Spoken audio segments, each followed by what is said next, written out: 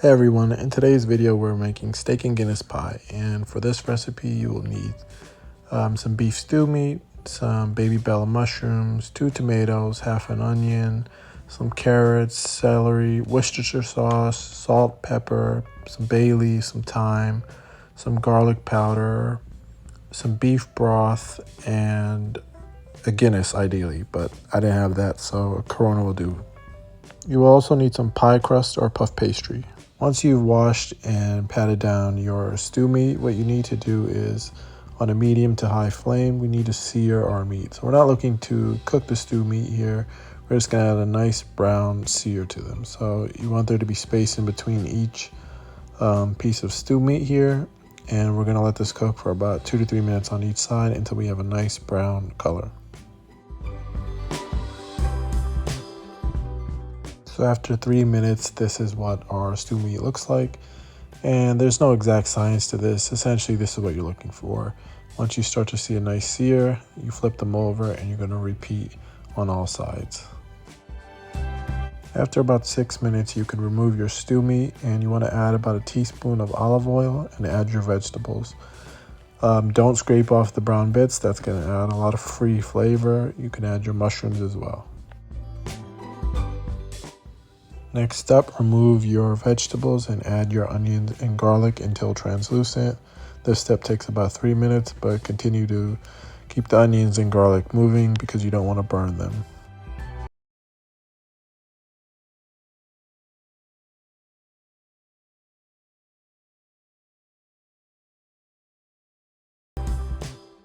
So when I think of steak and Guinness pie, I don't think of a soup. It has more of a stew-like consistency, so that's why we're going to add about 3 tablespoons of cornstarch. And this is going to thicken up our base for our steak and Guinness pie. So once you've added the cornstarch, you're going to stir this in until the vegetables absorb the flour, and we're going to cook out this taste. This really only takes about 2 minutes, and once you can't see the white cornstarch, you're good to go. Next up, we're going to build up the liquid that our beef stew meat is going to cook in. So I'm going to add about 3 teaspoons of Worcestershire sauce here. And then to that, I'm going to add about half of this Corona. Half of it went into the skillet, and the other half I drank. And you're just going to cook out the alcohol taste. That'll happen on its own, but that usually takes about a good 5 minutes and you should be fine. So I'll give this a good stir, and then we can add our beef stock next. You can add chicken stock if you want. I prefer beef stock, it has more flavor. Just watch how much salt you add to this because the beef stock has a lot of salt already in it. So I added about maybe a cup. And once this combines with the cornstarch, this is going to thicken up.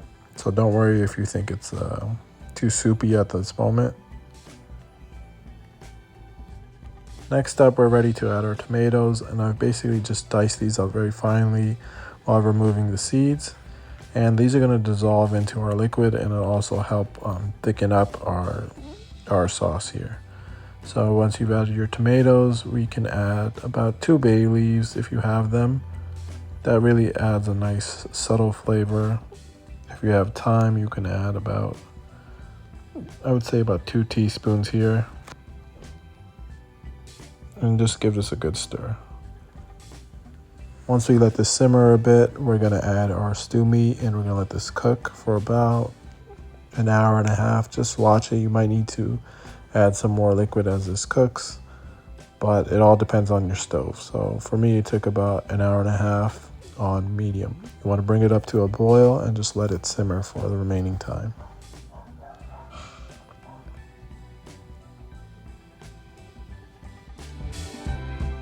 So this is what our stew meat looks like after an hour and a half. The meat is very tender and flavorful. Now we're ready to assemble our pie. So I've just added the meat to a casserole dish that can go and cook in the oven for at least 20 minutes. And what I'm going to do here is I've just rolled out my pie crust. You can use puff pastry if you have that as well.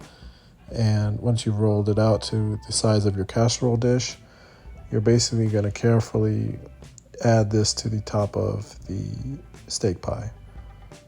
So you just plop it on, and you want to slowly remove the parchment paper, and we're just going to push down the sides of the pie just for aesthetic purposes, and you're going to add a small X in the middle. That will help with allowing air to travel out of the casserole dish. And this is how I was just pressing down the sides. And there's no exact science to it. You're just tucking in the corners just so it looks prettier in the end. Simple as that. Just push down. It doesn't have to be perfect. Just gonna grab a knife here, and I'm gonna add the little X that I had referenced earlier to our pie. And another thing about puff pastry is that it can be used for pie, so it has a tendency to taste a bit sweet.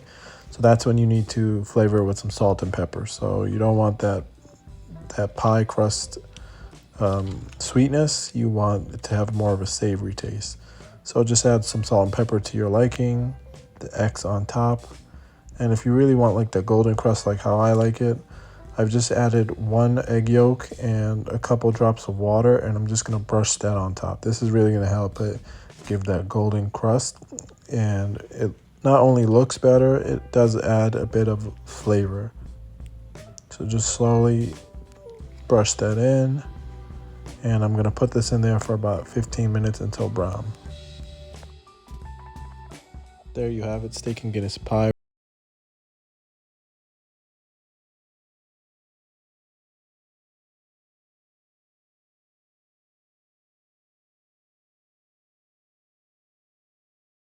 It's a lot of fun. See you next time.